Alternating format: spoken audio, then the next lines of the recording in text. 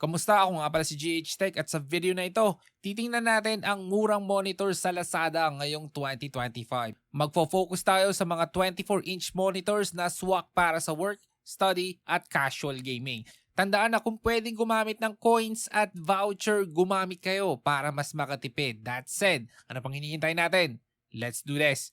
Unahin natin ang YGT TN24 Slim Game Display Wide LED Monitor na nasa 2,400 pesos. Ito ang pinakamurang 24-inch monitor sa Lazada. May Full HD resolution, 75Hz refresh display at basic connectivity gaya ng HDMI at VGA. Pros nito ay mura at okay na sa casual use. Pero ang con nito ay hindi ganun ka-solid ang picture quality. May reports na madaling masira ang mga pixel.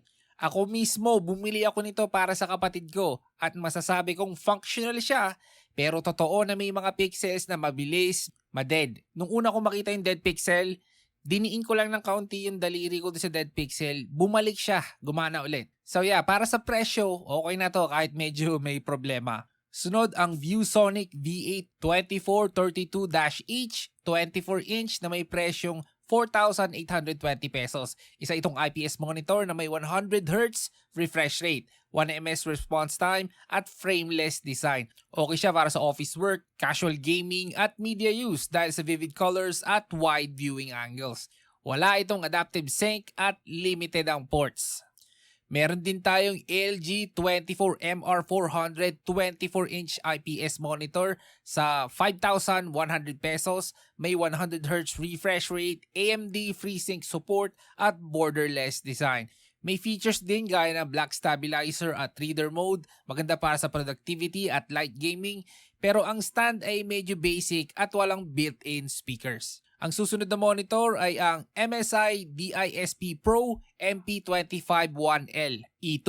24.5-inch na nasa 4,885 pesos. May 120Hz refresh rate, adaptive sync, at 1ms response time. Slim design at may eye care features.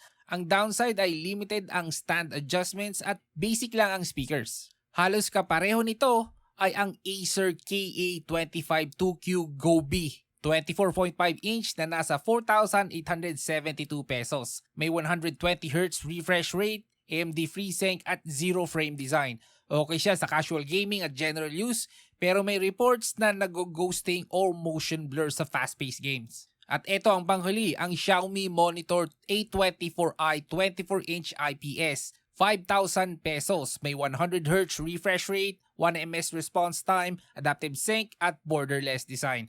Slim and simple ang itsura at kilala ang Xiaomi sa value for the money. Ang problema lang nito ay medyo basic ang design at wala tong speakers. Kung ako ang tatanungin nyo, ang bibiling ko dito yung pinakaunang monitor, yung YGT na 24-inch. Meron din yung 27-inch na version or I think 22-inch or 19-inch.